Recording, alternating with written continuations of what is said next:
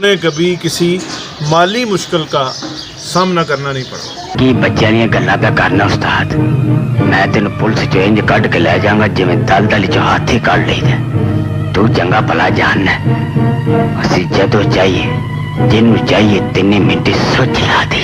मुनव्वर ज़रीफ साहब ऐसा नाम कि जिनकी एक फिल्म थी जो मैं देख पाया, वो मैंने फिल्म देखी थी समझ लीजिए 1986 में, तो काफ़ी साल हो गए इसको भी। और तब से मुझे याद है, फिल्म थी मंजी किथे डावा। और एक मूवी मैंने देखी थी नौकर वटी दा, क्या कमाल गाना गाया था उसके अंदर अफशा जी ने।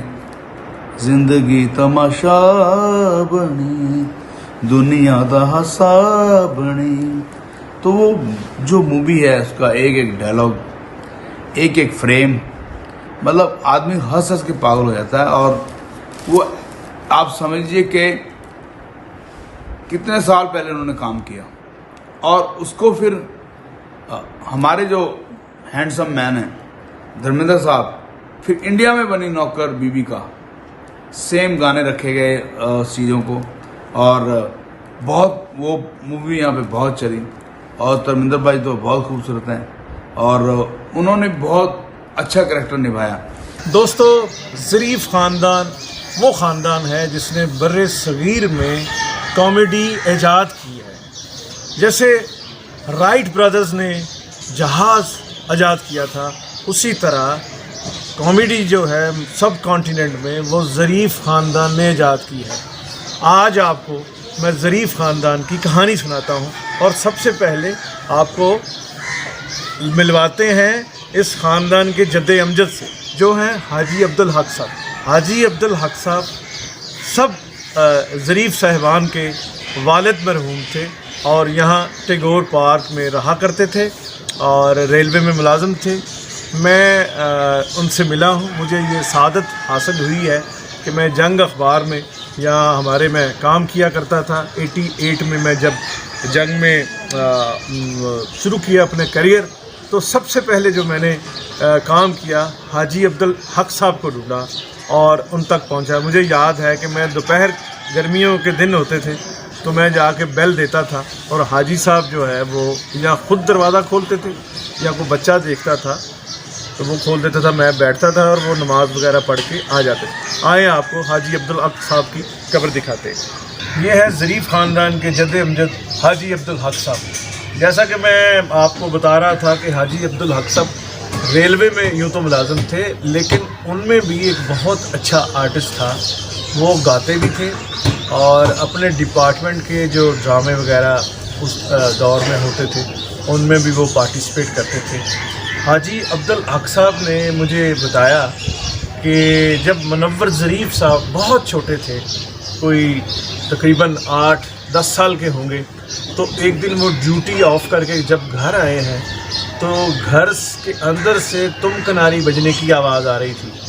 और हाजी साहब बताते हैं कि वो इतना शानदार हाथ और बैलेंस हाथ था जैसे कोई बहुत प्रोफेशनल बंदा बजा रहा हो। तो हाजी साहब ने कहा कौन है, तो वो आवाज़ बंद हो गई और हाजी साहब ने अपनी बेगम से पूछा, यानी ज़रीफ साहब की वालदा से। तो उन्होंने कहा पहले तो चुप रहीं, फिर जब हाजी साहब ने इसरार किया कि बताएं मुझे कौन है, तो उन्होंने बताया कि ये लिली बजा रहा था। लिली मीन मुनव्वर ज़रीफ साहब का निकनेम था। तो हाजी साहब बताते हैं कि जब मैंने लिली को बुलाया, वो मुझसे डर के पलंग के नीचे छुप गए थे, बच्चे थे। तो जब वो निकले तो उन्होंने कहा वो लाओ क्या है तुम्हारे पास, तो मुनव्वर ज़रीफ साहब तुम कनारी लेके आए और फिर इस तरह से बजाई, और उनका हाथ इतना बैलेंस था कि जैसे कोई बहुत बड़ा प्रोफेशनल बजा रहा है। यानी आप ये समझें कि जमदियाँ सूलां दे मुँह तिखे मुनव्वर ज़रीफ साहब बचपन में ही अपनी रूह के साथ जो वो इस दुनिया में उतरे थे, तो वो आर्ट और बहुत सारी चीज़ें जो हैं उनके उसमें थी, जेनेटिक्स में थी। और उसके बाद जो माहौल मुनव्वर ज़रीफ साहब ने गुजारा, अली एजाज साहब बहुत बड़े आर्टिस्ट हमारे मरहूम, वो उनके गली महल्ले के दोस्त थे। फिर इसी तरह पता चला है उनके दोस्तों से मुनव्वर ज़रीफ़ साहब की बात करके कि वो लड़कपन में हिजड़ों और ख्वाजा सराओं के साथ मेकअप करके चले जाते थे, तो सीखने की गर्ज से कि भाई ये एक बहुत दिलचस्प कम्युनिटी है, एक कैरेक्टर है, ये बड़े दिलचस्प लोग होते हैं, ज़िंदा दिल और मौसीकी से हर वक्त इनका ताल्लुक़ होता है, और हंसना खेलना, लतीफ़े सुनना सुनाना। तो मुनव्वर ज़रीफ़ साहब उनके साथ जाके बाकायदा मेकअप करके, और जहाँ ये बच्चे का होता था या खुशी कोई शादी ब्याह होती थी, वहाँ जाके उनके साथ पार्टिसिपेट कर लिया करते थे। उफ़ अल्लाह, हम तो कुछ कह भी नहीं सकते। जुल्मी नैनों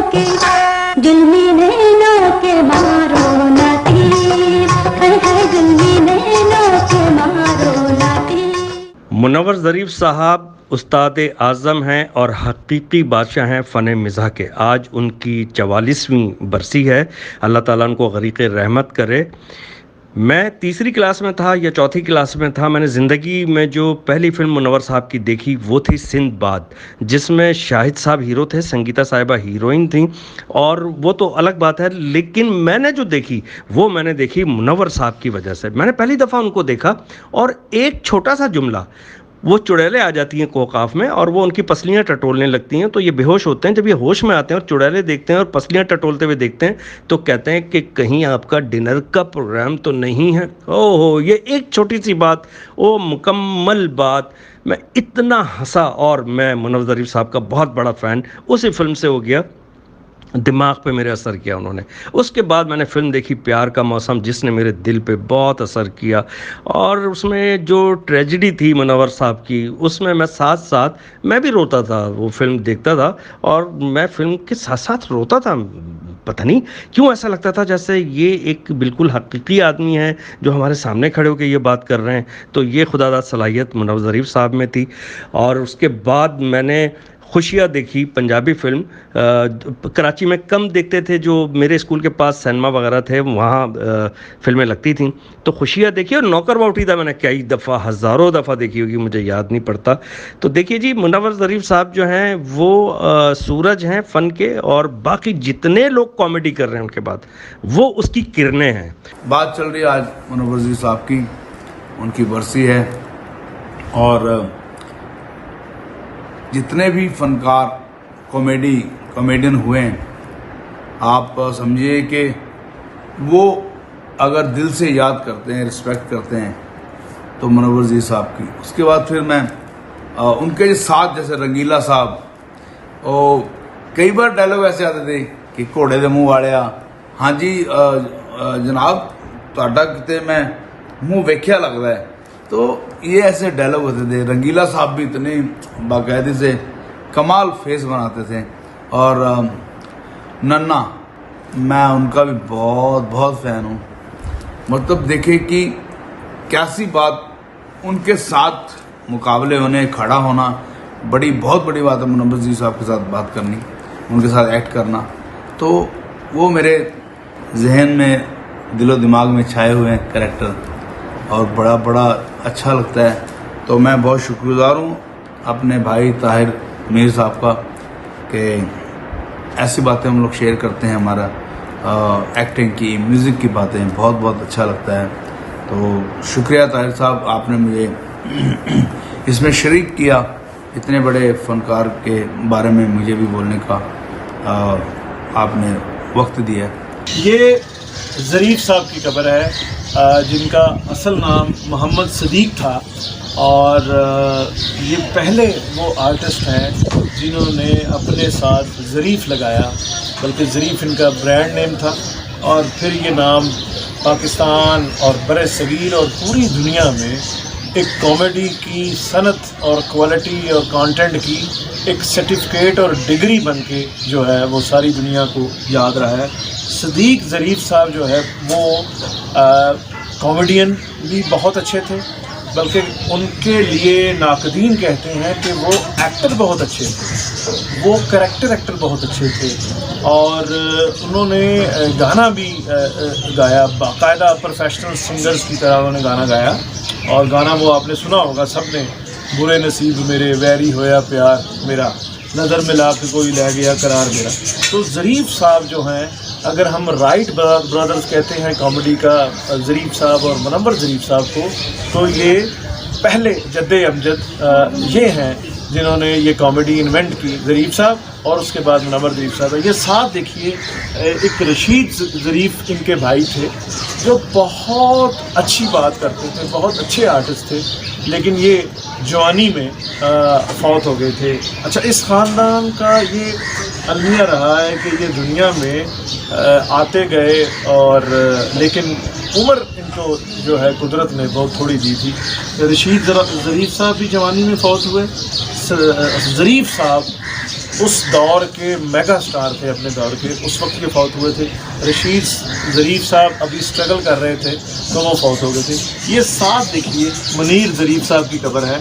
मुनीर ज़रीफ़ साहब ने फिल्म में भी काम किया है, टेलीविज़न में भी काम किया है और थिएटर में भी काम किया है। मुनीर ज़रीफ़ साहब वाहिद ज़रीफ़ हैं जिन्होंने एक 70 के करीब जो है उम्र पाई है और टेलीविज़न में इन्होंने बहुत कामयाब ये किया, तजर्बात किए, बहुत मुख्तलिफ डिफरेंट इन्होंने करैक्टर्स किए। एक अजीब दिलचस्प बात ये है ज़रीफ़ साहिबान के हवाले से कि इनमें सदीक़ ज़रीफ़ साहब, मुनीर ज़रीफ़ साहब और मुनव्वर ज़रीफ़ साहब गुजरांवाला में पैदा हुए थे। अब पुराने वक्तों में आपको पता है कि रिवाज होता था कि माएँ जो हैं वो अपने वो चली जाती थी, माओं की तरफ चली जाती थी, पेके चली जाती थी। तो ये मुनव्वर ज़रीफ़ साहब भी, मुनीर ज़रीफ़ साहब भी और बड़े ज़रीफ़ साहब, ये तमाम जो हैं ये गुजरांवाला मेरे शहर में जो है, ये हम इसको बहुत अपने लिए एजाज़ समझते हैं कि ये ज़रीफ़ान जो ज़रीफ़ साहिबान हैं ये गुजरांवाला में पैदा हुए थे। 40 साल 44 ईयर्स गुजरने के बावजूद मुनव्वर ज़रीफ़ इंडस्ट्री से और लोगों के जहनों से, व्यूअर्स के जहनों से नहीं निकल सका। ये एक सबसे बड़ी अहम बात है मुनव्वर ज़रीफ़ के आज तक याद रहने की। और फिर दूसरी बात यह है कि उसके बाद बहुत बहुत बड़े कॉमेडियन, उनसे बड़े मैं नहीं कहूँगा चूँकि वो उसे बुला नहीं पाए, अच्छे कॉमेडियन आए हैं मगर उसे क्रॉस इसलिए नहीं कर सके कि वो सारे जितने भी कॉमेडियंस आए हैं मुनव्वर ज़रीफ़ के बाद, उनके ज़हनों पे भी मुनव्वर ज़रीफ़ छाया हुआ था। वो भी मुनव्वर ज़रीफ़ का नाम लेके तो अपनी बात शुरू करते थे, अपना काम शुरू करते थे। इसलिए मैं समझता हूं कि साइकोलॉजिकली भी मुनव्वर ज़रीफ़ ज़हनों पे छाया रहा है, मजाक करने वाले लोगों के ज़हनों पे भी, इसलिए उसे कोई भी क्रॉस नहीं कर सका। ये उस अजीम औरत की कब्र है जिनका नाम तो था बरकत बेगम। ये सारे ज़रीफ़ जो हैं इनके सपूत थे और ये बहुत बताते हैं। मुनीर ज़रीफ़ साहब मेरे दोस्त थे, मजीद ज़रीफ़ साहब से मेरे बहुत गहरे मरासम रहे। वो बताते थे कि वो बहुत ही प्यार करने वाली वालद से, हाजी अब्दुल हक साहब से इतनी इनकी सारे ज़रीफ़ों की दोस्ती नहीं थी।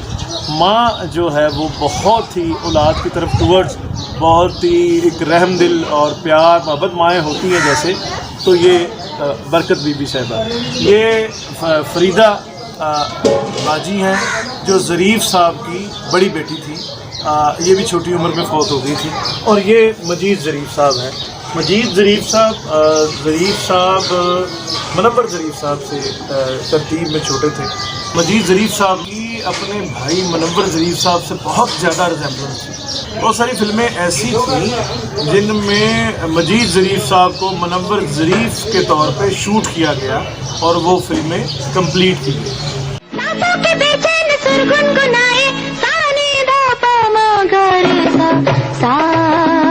सामला चेहरा